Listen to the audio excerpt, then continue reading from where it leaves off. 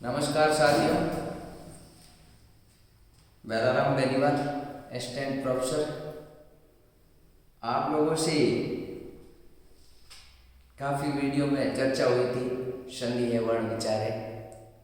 कल से समास प्रकरण शुरू हो चुका है। समास के 2 वीडियो डाले। पहले वीडियो में समास के प्रकार, अर्थ, समास शब्द का विलोम, शाब्दिक अर्थ, पद प्रधानता की दृष्टि से उसके प्रकार, इन पर चर्चा हुई।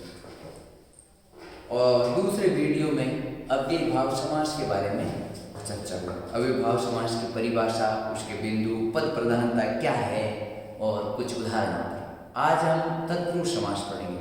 बड़ा महत्वपूर्ण समास है, ऐसे समझ लीजिए कि सेकंड मोस्ट समास है और इसके भेद भी है। तो पहले तो परिभाषा पर चर्चा करेंगे, शाब्दिक अर्थ परिभाषा, और उसके बाद इनके भेदों का, और दूसरे वीडियो में हम इनके उदाहरणों की चर्चा करेंगे। एक साथियों जानकारी देना चाहूँगा, तत्पुरुष समास से अधिकतर परीक्षाओं में 95% परीक्षाओं में जो प्रतियोगी परीक्षाएं होती हैं, तत्पुरुष के उपभेद हैं जो उनके अंदर से प्रश्न आते हैं। जैसे मैंने कल भी चर्चा की थी, अभी स्कूल लेक्चरर जी के हिंदी के पेपर में एक प्रश्न आया, जेब कतरा शब्द में कौन सा समास है, और ऑप्शन में मिल गया कर्म तत्पुरुष, करण तत्पुरुष, संप्रदान तत्पुरुष और अधिकरण तत्पुरुष।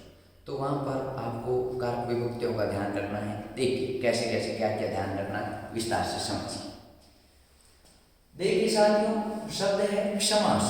समास में दूसरा भेद है तत्पुरुष समास। अब तत्पुरुष समास में पहला ही बिंदु, परिभाषा हेतु पहला बिंदु समझिए। शाब्दिक अर्थ 2 शब्दों से मिलकर बना है तत् और पुरुष। एक अधिकतर विद्यार्थी इस पुरुष शब्द को गलत लिखते हैं, तत्पुरुष को भी गलत लिखते हैं। तत्पुरुष और पुरुष में रू की मात्रा जो रह के अंदर वो है वो छोटा होता है, और अधिकतर साथियों को ये भी पता नहीं होता है कि रू छोटा कैसे होता है और बड़ा कैसे होता है। अब देखिए, रे आधे के अंदर छोटा और रे आधे के अंदर बड़ा।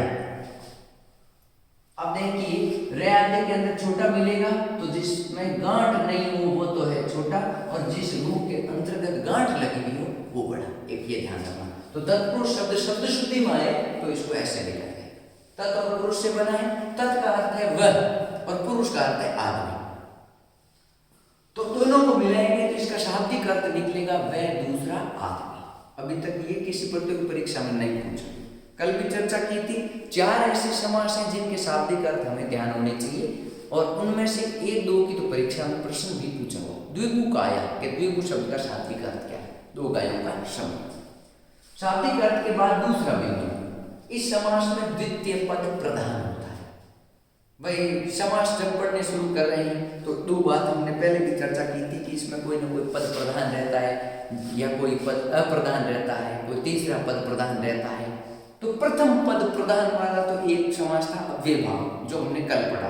अब द्वितीय पद प्रधान किस किस समास में होता है, एक तो ये भी महत्वपूर्ण बिंदु, एक तो मैं शॉर्ट में लिख रहा हूं, तत्पुरुष में भी द्वितीय पद प्रधान है, कर्णधारय में भी द्वितीय पद प्रधान है, और द्विगु में भी द्वितीय पद प्रधान है। अर्थात हिंदी के ये 3 समास है जिनमें सेकंड द्वितीय पद प्रधान।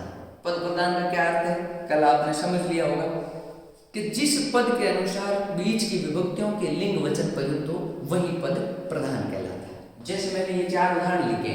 पहला उदाहरण लिखा है जो जूनियर अकाउंटेंट 2016 के एग्जाम में पूछा गया, मृग छोना का समास भी होगा। मृग का छोना, छोना किसे कहते हैं? बच्चे को। तो अब छोना शब्द बच्चा शब्द पुल्लिंग है, इसीलिए यहाँ पर बीच में क्या विभक्ति आई? का। ये किस पद के अनुसार है? द्वितीय पद के अनुसार।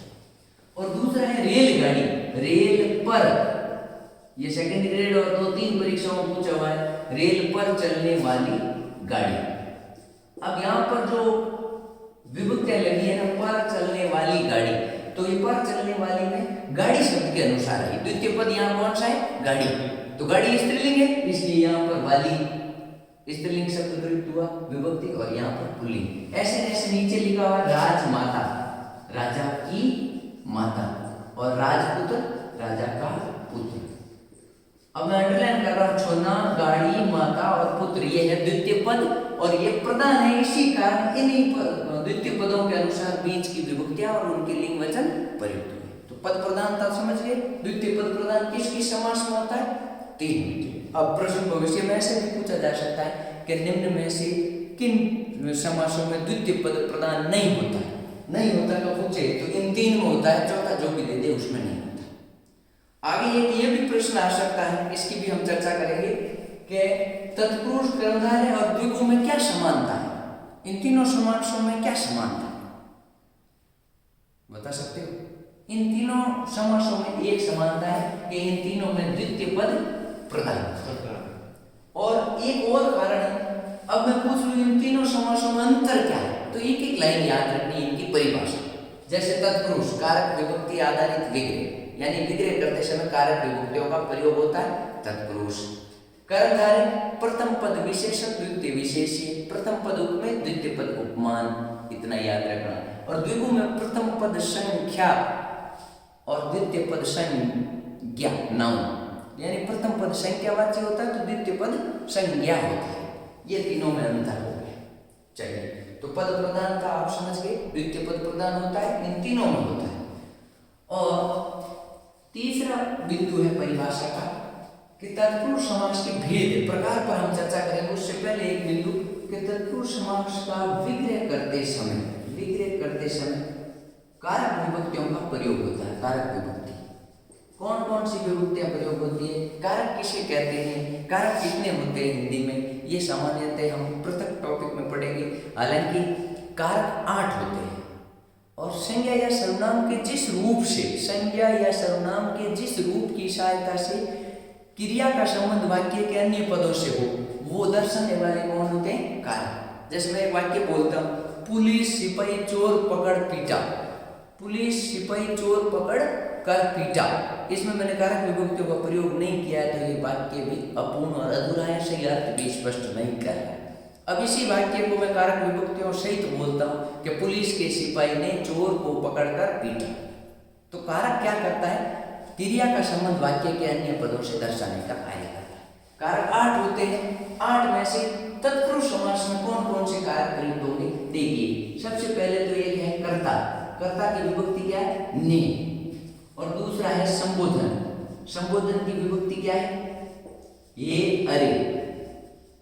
अब देखिए मैंने ये जो दो लिखे हैं, इनको छोड़कर परिभाषा समझिए कि तत्पुरुष समास का विग्रह करते समय कर्ता तथा संबोधन की विभक्तियों को छोड़कर अन्य समस्त कारक विभक्तियां प्रयुक्त होती हैं। अन्य समस्त कारक विभक्तियों का प्रयोग होता है, और इन सब कारक विभक्तियों के आधार पर ही इस तत्पुरुष के कितने भेद हैं, 6 उपभेद माने जाते हैं। और प्रतियोगी परीक्षाओं में इन 6 उपभेदों के अंदर से प्रश्न आता है, तो आप जब भी इस समास को पढ़ेंगे तो इस चीज को विस्तार से समझेंगे। संस्कृत व्याकरण के अनुसार तत्पुरुष समास के 2 अलग भेद हैं। पूरा मैं भेद का एक चित्र बना रहा हूं, तो पहले आप यदि इसका कोई स्क्रीनशॉट लेना चाहते हैं तो ले सकते हैं, और एक बार रिवाइज कर रहा हूं, फिर इसको साफ करूंगा। और फिर हमारा चौथा बिंदु रहेगा तत्पुरुष के भेद, संस्कृत व्याकरण के अनुसार कौन कौन से भेद हैं। और इस चौथे बिंदु को ढंग से समझ जाओगे तो जो हिंदी और संस्कृत में एक आधुनिक हिंदी में समास 6 है, और कांता प्रसाद गुरु और उससे पहले संस्कृत, इन सभी में समास के प्रकार हैं 4। इस बिंदु को आप समझोगे तो ये पूरा कंफ्यूजन आपके दूर हो जाएगा।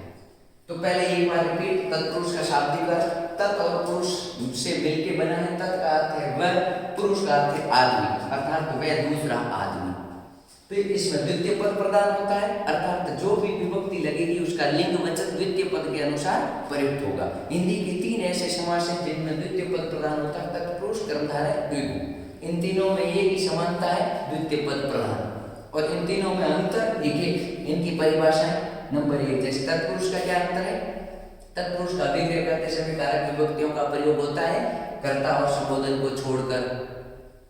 दूसरा, कर्मधारय में प्रथम पद विशेषण द्वितीय पद विशेष्य, अर्थात विशेषण विशेष्य एवं उपमेय उपमान का संबंध रहता है। और द्विगु में प्रथम पद संख्यावाची होता है तो द्वितीय पद संज्ञा नाम होता है। ये तीनों में अंतर। और यहाँ पर ये 4 उदाहरण आप देख सकते हैं। लास्ट परिभाषा का बिंदु, इस समास का विग्रह करते समय कर्ता तथा संबोधन की विभक्तियों को छोड़कर अन्य समस्त कारक विभक्तियों का प्रयोग होता है, और कारक विभक्तियों के आधार पर इसके कितने उपभेद हैं, 6। चलिए आगे देखते हैं।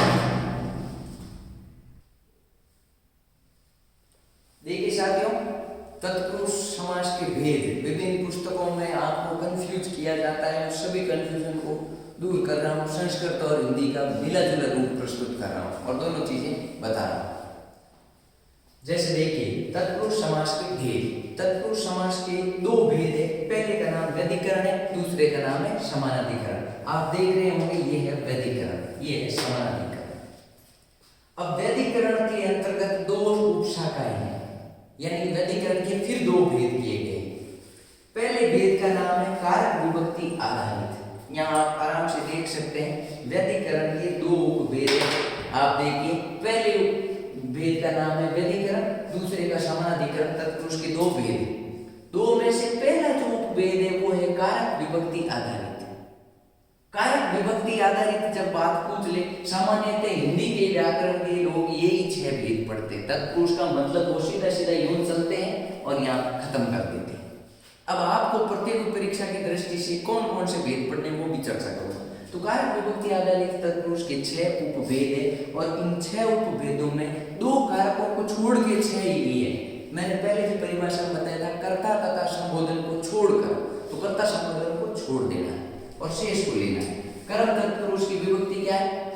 कर्ता ने कर्म को। कर्म तत्पुरुष की विभक्ति कर्ता ने कर्म को करण से या के द्वारा। संप्रदान के लिए, संप्रदान शब्द का शाब्दिक अर्थ है देना, किसी के लिए उपकार करना, भलाई करना, तो उपकार करना देने का भाव होगा। फिर अपादान, अपादान की विभक्ति है से पृथक या से अलग, लेकिन ये अलग या पृथक शब्द नहीं लिखा जाएगा, हम इसकी विस्तार से चर्चा करेंगे। संबंध तत्पुरुष की विभक्ति है का के की। हालांकि संबंध कारक में 2 विभक्तियां और आती है, रा रे री नानी ने, उनका प्रयोग यहाँ नहीं होगा क्योंकि वो सिर्फ सर्वनामों के साथ लगती और ये सिर्फ संज्ञाओं के साथ लगती।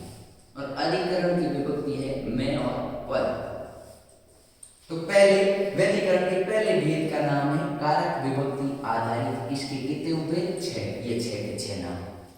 दूसरा है तत्पुरुष के कुछ अन्य गौण भेद प्रचलित हैं जो संस्कृत व्याकरण में प्रचलित हैं और उनके नाम है अलुक तत्पुरुष, उपपद तत्पुरुष, निय तत्पुरुष और लुप्त पद तत्पुरुष। इन चारों में से हिंदी में यदि कभी पूछ ले, 1-2 परीक्षाओं में अभी तक पूछा हुआ निय या नंज तत्पुरुष, हम इसको विस्तार से पढ़ेंगे। हालांकि इन सभी में भी परिभाषाएं और हल्का हल्का या ज्यादा कुछ नहीं है, बता दूंगा। तो ये तो तत्पुरुष के पहले व्यधिकरण के भेद के बारे में चर्चा, 6 इधर 4 इधर। अब है समानाधिकरण। समानाधिकरण तत्पुरुष के पहले भेद का नाम है कर्मधारय। कर्मधारय समास। ये हिंदी के आधुनिक हिंदी व्याकरण में इन कर्मधारय और द्विगु को अलग अलग माना जाता है, लेकिन संस्कृत व्याकरण जो पाणिनि का व्याकरण है या कांत प्रसाद गुरु है जो हिंदी के आदि व्याकरणाचार्य हुए, तो उनके अनुसार समानाधिकरण तत्पुरुष के अंतर्गत आता है कर्मधारय और कर्मधारय के भेद के अंतर्गत कौन आता है? द्विगु। ऐसा मान लीजिए कि तत्पुरुष समास के 2 सुयोग्य पुत्र है कर्मधारय और द्विगु। तो ये आपके प्रकार का भेद का पूरा चित्र है तत्पुरुष समास। आप इसका स्क्रीनशॉट ले सकते हो और अच्छी तरह समझ सकते हो। अब हम देखिए आधुनिक हिंदी व्याकरण की दृष्टि से हम क्या करते हैं, तत्पुरुष, कर्मधारय और द्विगु इन तीनों को पृथक पृथक पढ़ते हैं, लेकिन इन तीनों में समानता है और अंतर में बता चुका हूं। एक तो कारक विभक्ति आधारित विग्रह 6 के 6 बिंदु पढ़ेंगे, एक हम निय तत्पुरुष पढ़ेंगे और दूसरे हम कर्मधारय और द्विगु को एक पृथक समास के रूप में पढ़ेंगे। जब आपको संस्कृत व्याकरण के अनुसार पूछे तो ये पूरा भेद का चित्र क्या है।